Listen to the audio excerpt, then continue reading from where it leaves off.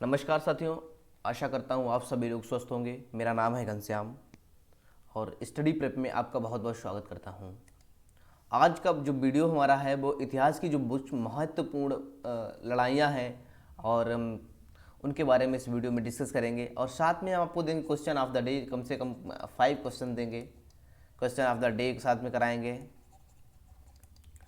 और हम आपको कराएंगे डे ऑफ द डे कराएंगे। मतलब 10 मई को क्या हुआ था पूरे हिस्ट्री में, वर्ल्ड की हिस्ट्री में, इंडियन हिस्ट्री में क्या हुआ था वो सारा हम कराएंगे। उसके बाद हम एक राज्य के वन स्टेट के हम एक स्टेट के हम कवर करने वाले हैं। अभ्यारण्य कवर करेंगे। तो ये सारा कुछ हम मटेरियल आपको देने वाले हैं। इससे पहले अपने चैनल पर वीडियो पर बढ़ने के पहले हम आपको एक हिंदी की कोटेशन सुनाना चाहते हैं कि सही फैसला लेने के चक्कर में मत पड़ो। सही फैसला लेने के चक्कर में मत पड़ो, बल्कि फैसला लो और उसे सही साबित कर दो। तो साथियों, अभी तक चैनल को सब्सक्राइब नहीं किया तो चैनल को सब्सक्राइब कर लें और वीडियो पसंद आए तो लाइक जरूर करना। पहला हमारा युद्ध है हेड स्पीच का युद्ध। फ्रेंड्स, कौन सा युद्ध है? हेड स्पीच का युद्ध। पहला हमारा जो युद्ध है हेड स्पीच का युद्ध है वो 326 ईसा पूर्व में हुआ था। कब हुआ था? 326। किसके बीच में हुआ था? तो सिकंदर और पंजाब के राजा पोरस के बीच में हुआ था। सिंध नदी पर हुआ था। कहाँ पे? सिंध नदी पर हुआ था। सिंधु नदी पर हुआ था, जिसमें सिकंदर विजयी हुआ। दूसरा हमारा पड़ता है कलिंग की लड़ाई पड़ती है। कलिंग का युद्ध जिसे बोलते हैं वो 261 ईसा पूर्व में। 261 ईसा पूर्व कलिंग का वार देख लीजिए आप। 261 ईसा पूर्व में जो हुआ, सम्राट अशोक ने कलिंग पर आक्रमण किया था। किस पर? कलिंग पर आक्रमण किया था। नेक्स्ट हमारा थर्ड नंबर क्वेश्चन है सिंध की लड़ाई 712 ईस्वी में। सिंध की लड़ाई जो हुआ था, सिंध की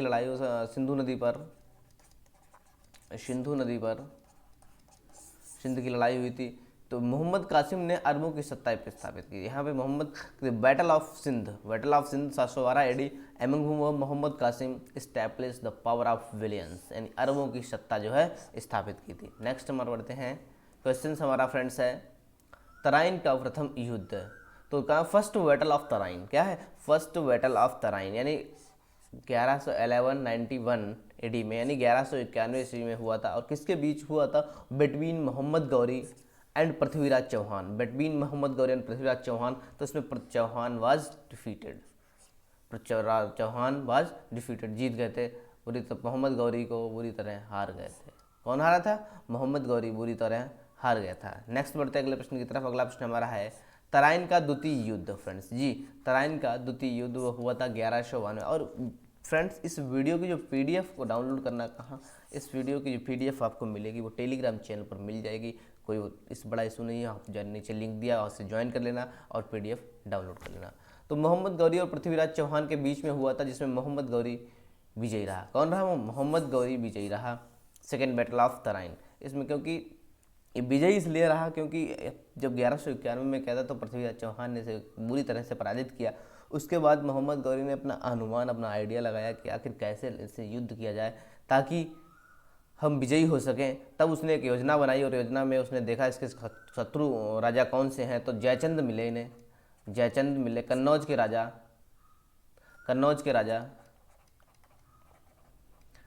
के राजा जयचंद मिले और उन्होंने उनके साथ समझौता करके पृथ्वीराज चौहान पे आक्रमण किया, तब जाकर के विजय हुई। नेक्स्ट हमारा क्वेश्चन आता है 6 नंबर चंदावर का युद्ध 1194 में। चंदावर का युद्ध आता है 1194 में। मोहम्मद गौरी ने कन्नौज के राजा जयचंद को रहा। जस्ट उसके 1191 में पहला युद्ध हुआ, 1192 में दूसरा युद्ध हुआ, फर्स्ट बैटल हुआ तराइन का, द्वितीय बैटल, और जस्ट 2 साल बाद 1194 ईस्वी में इसने मोहम्मद गौरी ने क्या किया? जयचंद पे ही आक्रमण कर दिया और जयचंद को पूरी तरह से परास्त कर दिया। नेक्स्ट बढ़ते हैं अगले प्रश्न की तरफ। अगला प्रश्न हमारा है पानीपत का प्रथम युद्ध। फर्स्ट बैटल ऑफ पानीपत 1526 ईस्वी में, 1526 एडी में, 1526 एडी में हुआ था। तो इसमें मुगल शासक बाबर और इब्राहिम लोदी के बीच हुआ था और इसमें इब्राहिम लोदी की बुरी तरह हार हुई थी। इसकी इब्राहिम लोदी की फ्रेंड्स बुरी तरह हार हुई थी। नेक्स्ट हमारा खानवा का युद्ध। खानवा बोलते हैं खानवा का युद्ध 1526। पानीपत का प्रथम युद्ध हुआ 26 में, और खानवा का जो युद्ध हुआ 1527 में। जी फ्रेंड, सभी लोग ध्यान रखना, उस वीडियो को PDF को डाउनलोड करना और मुस्कुराते रहिए, वीडियो को मजा लेते रहिए। और वीडियो पसंद आए तो यार लाइक जरूर करते रहना, क्योंकि यार बहुत मेहनत लगती है वीडियो बनाने में। तो आपका एक लाइक और अपना कमेंट जरूर करके देना। हम लास्ट में आपको एक क्वेश्चन देंगे, इसका आपको आंसर हमें कमेंट सेक्शन में बताना है। तो 1527 में हुआ था, और बिटवीन किसके हुआ था? बाबर डिफीटेड राणा सांगा। बाबर और राणा सांगा के बीच में युद्ध हुआ था, जिसमें राणा सांगा पराजित हुए थे।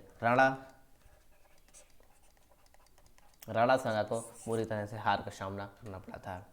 नेक्स्ट हमारा है चंदेरी का युद्ध। चंदेरी का जो युद्ध हुआ था वो 1528 में हुआ था। नेक्स्ट फिर हम आपको बताया 1526 में पानीपत का ख़त्म, 1527 में हमारा जो युद्ध हुआ वो खानवा का युद्ध हुआ, और 1528 में हमारा चंदेरी का युद्ध हुआ। ये 3 एक और है 1529 में। 1529 में हमारा घाघरा का युद्ध हुआ। कहाँ का हुआ फ्रेंड्स? घाघरा का युद्ध हुआ। तो चंदेरी का युद्ध 1528 में बाबर और मेदिनी राय के बीच में हुआ, जिसमें मेदिनी राय पराजित हुआ है। नेक्स्ट हमारा है घाघरा का युद्ध। घाघरा युद्ध 1529 ईस्वी में हुआ फ्रेंड्स। बाबर और महमूद लोदी के नेतृत्व में अफगानों को हराया गया। इसमें कौन? बाबर और महमूद लोदी। बाबर और लोदी एक ही में मिलकर के इन्होंने क्या? अफगानों को हराया। किसको हराया? अफगानों को हराया। नेक्स्ट बढ़ते हैं अगले प्रश्न में। चौसा का युद्ध जो हमारा हुआ 1539 में हुआ। चौसा का युद्ध 1539 में हुआ। शेरशाह सूरी ने हुमायूं को हराया। किसके बीच में हुआ? अगर प्रश्न में आता चौसा का युद्ध किसके बीच में हुआ, तो शेरशाह सूरी और हुमायूं के बीच में हुआ। हुमायूं के बीच में हुआ, एमंग बिटवीन हुमायूं। नेक्स्ट बढ़ते हैं अगले प्रश्न की तरफ। बेलग्राम का या कन्नौज का, इसे हम कन्नौज का युद्ध भी कहते हैं। क्या कहते हैं? कन्नौज का युद्ध भी कहते हैं। 1540 ईस्वी में फिर से कन्नौज पे एक बार आक्रमण हुआ। एक बार फिर से शेरशाह सूरी ने हुमायूं को हराया और भारत छोड़ने पर मजबूर कर दिया। यहीं से बेलग्राम के युद्ध से बेलग्राम से युद्ध को एक बार फिर से हुमायूं को भारत छोड़ने पर मजबूर कर दिया। शेरशाह सूरी वो बहुत विशाल शक्तिशाली राजा था, सम्राट था, उसने हुमायूं को भारत छोड़ने पर मजबूर कर दिया। पानीपत का द्वितीय युद्ध आता हमारा। पानीपत का जो द्वितीय फ्रेंड्स सेकंड युद्ध हुआ, सेकंड बार हुआ, सेकंड बैटल ऑफ पानीपत में हुआ, तो 1556 AD में हुआ, 1556 ईस्वी में हुआ। इसमें अकबर विजयी रहा। कौन रहा? हेमू के बीच में युद्ध हुआ। हेमू और अकबर के बीच में ये दूसरा युद्ध हुआ। हेमू और अकबर के बीच में, जिसमें विजयी कौन रहा? अकबर विजयी रहा। नेक्स्ट बढ़ते हैं अगले प्रश्न की। तालीकोटा का युद्ध। तालीकोटा का युद्ध जो 1565 में हुआ। बैटल ऑफ तालीकोटा 1565 AD में हुआ था, और इसके बीच में war of Vijayanagara empire ended. इसमें क्या हुआ? विजयनगर साम्राज्य का अंत हुआ। तालीकोटा का जो युद्ध हुआ था अंग्रेजों के बीच में, और इसमें विजयनगर साम्राज्य का जो बिल्कुल अंत हो गया। हल्दी घाटी 15 क्वेश्चन हमारा है। हल्दी घाटी का युद्ध। तो हल्दी घाटी का फ्रेंड्स जो युद्ध है 1576 ईस्वी में हुआ, और किसके बीच में हुआ? इसमें अकबर और राणा प्रताप के बीच में हुआ। अकबर और राणा प्रताप के बीच में हुआ। तो राणा प्रताप का आपने खूब सुना होगा कि घास की रोटियां खा करके इन्होंने युद्ध किया था। बहुत ही महान शासक, महान सम्राट, महान तेजस्वी अगर कहा जाता है तो अकबर को महाराणा प्रताप को कहा जाता है। अकबर राणा प्रताप, इसमें राणा प्रताप की हार तो हुई, लेकिन हार कुछ अपने निजी गद्दारों की वजह से हुई। इनकी हार वैसे होती नहीं, कुछ पारिवारिक जो गद्दार होते ना, उनकी वजह से इनकी हार हुई थी। फिर भी ये बहुत ही वीरतापूर्वक से लड़े थे 1576 ईस्वी में। नेक्स्ट हमारा प्लासी का युद्ध जो है 1757 में हुआ, और अंग्रेजों और सिराजुद्दौला के बीच में हुआ, जिसमें अंग्रेज विजयी हुए और भारत में अंग्रेज शासन की नींव पड़ी। कहा जाता है जो प्लासी का युद्ध हुआ था 1757 में, वहीं पर से हमारे देश में अंग्रेजों की नींव पड़ गई। इसकी अंग्रेजों की नींव पड़ी, यानी अंग्रेज वहीं पर से नींव डाल दी। नेक्स्ट हमारा था वांडीवास का युद्ध। फ्रेंड्स डिटेल में जाने के लिए समय नहीं है, वीडियो काफ़ी लंबा हो जाता है, और आप लोगों का प्यार बना रहे तो जल्द ही वीडियो पूरा डिस्कस करेंगे। तो वांडीवास का युद्ध 1760 ईस्वी में 1700 अंग्रेजों और फ्रांसीसियों के बीच में, जिसमें फ्रांसीसियों की हार हुई। फ्रेंड्स किसकी हार हुई? फ्रांसीसियों की हार हुई। बैटल ऑफ वांडीवास 1760 AD में हुआ था, जिसमें फ्रांसीसियों की बहुत बुरी हार हुई। नेक्स्ट हमारा है प्रथम अंगल मैसूर युद्ध। प्रथम अंगल मैसूर युद्ध जो हुआ था 1767 से 69 2 साल तक, 3 साल तक लगभग चला ये युद्ध। इसमें युद्ध में हैदर ने अंग्रेज को पराजित किया। हैदर अली ने किसको? अंग्रेज को पराजित किया। और द्वितीय आंग्ल मैसूर युद्ध जो हमारा हुआ 1780 से 1784, यानी 4 साल तक युद्ध हुआ। कितने साल तक? 4 साल तक। इस युद्ध में अंग्रेजों ने हैदर को हराया, फिर से अंग्रेजों ने हैदर को हरा दिया, जो घायल होने के बाद में उसकी मृत्यु हो गई। तृतीय आंग्ल मैसूर युद्ध हुआ 1790 से 92 के बीच में, 3 साल तक ये युद्ध चला। यह युद्ध अंग्रेजों और टीपू सुल्तान के बीच में हुआ और बाद में टीपू ने अंग्रेजों से संधि कर ली। चतुर्थ आंग्ल मैसूर युद्ध बेलेजली और टीपू के बीच में युद्ध हुआ 1799 को, और श्रीरंगपट्टनम के दुर्ग में घेर लिया अंग्रेजों ने और उसे मार दिया। डे ऑफ द डे आ जाता है हमारा question. Day of the day 10 मई, 10 मई के जो क्वेश्चन बहुत ज़्यादा इंपॉर्टेंट हमारे देश, दुनिया और देश में बने हुए थे। यानी 1427 ईस्वी में, सन 1427 यूरोपीय शहर स्विट्जरलैंड के बर्न शहर से यहूदियों को निष्कासित किया गया था। यानी 10 मई को स्विट्जरलैंड के बर्न शहर से यहूदियों को निष्कासित किया गया था। नेक्स्ट हमारा 1503 में 10 मई 1503 में इटली के खोजकर्ता और नाविक कोलंबस ने कायमान द्वीप की खोज की थी। फ्रेंड्स, किसकी? कायमान द्वीप की खोज की थी। आज ही के दिन 10 मई को खोजकर्ता नाविक कोलंबस ने कायमान द्वीप की खोज की थी। और 1526 में 10 मई को ही हुआ था, 10 मई 1526 को पानीपत की लड़ाई जीतने के बाद मुगल शासक ने देश को तत्कालिक राजधानी आगरा पहुंचा दिया, यानी दिल्ली से आगरा को स्थानांतरित कर दी गई थी। नेक्स्ट हमारा 1655 ईस्वी में ब्रिटिश सेना ने जमैका पर कब्जा किया। कहाँ गया? जमैका एक देश है, जमैका एक कंट्री है, वहाँ पर ब्रिटिश सेना ने कब्जा कर लिया। 1796 में 10 मई से नेपोलियन ने लोदी ब्रिज के युद्ध में ऑस्ट्रिया को हराया। नेक्स्ट आता है हमारा है 1792, 10 मई 1792 में अमेरिका ने नेवादा में परमाणु परीक्षण किया। कहाँ परीक्षण किया? नेवादा में परमाणु परीक्षण किया। सन 1916 में 10 मई 1916 में नीदरलैंड की राजधानी एम्स्टर्डम में ऐतिहासिक शिप पोर्ट संग्रहालय खोला। क्या खोला? नीदरलैंड की राजधानी एम्स्टर्डम में ऐतिहासिक शिप पोर्ट संग्रहालय खोला गया। और 10 मई 1945 को रूसी सेना ने चेक गणराज्य की जो राजधानी कैपिटल आती है वो आती है प्राग। क्या आती है फ्रेंड्स? प्राग आती है, कि राजधानी प्राग पर कब्जा कर लिया। कहाँ किया? प्राग पर कब्जा कर लिया रूसी सेना ने। और 1959 ईस्वी में 10 मई 1959 सोवियत सेना ने अफगानिस्तान पहुंची। कहाँ पहुंची? सोवियत सेना जो थी वो अफगानिस्तान पहुंच गई। 10 क्वेश्चन हमारा है 10 मई को संतोष यादव दुनिया के सबसे ऊंचे पर्वत शिखर एवरेस्ट पर 2 बार पहुंचने वाली पहली महिला पर्वतारोही बनी। कितने बार? 2 बार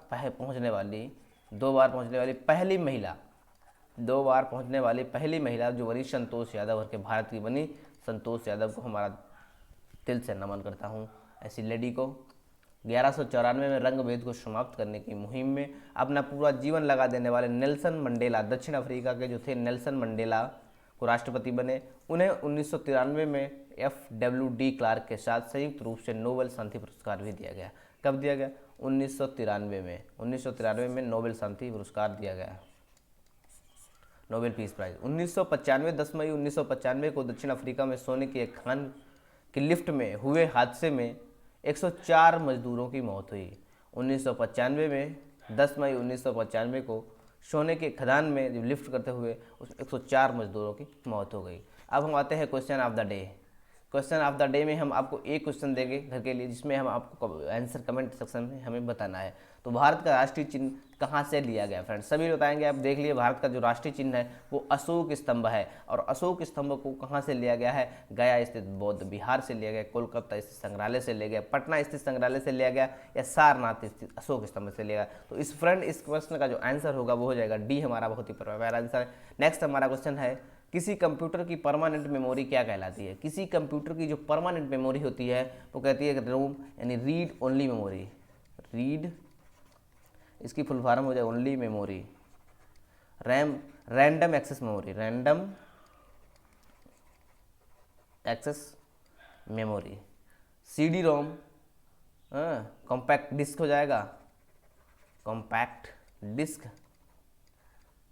बाकी तो रोम रीड ओनली मेमोरी बता। CPU central processing unit, central processing unit.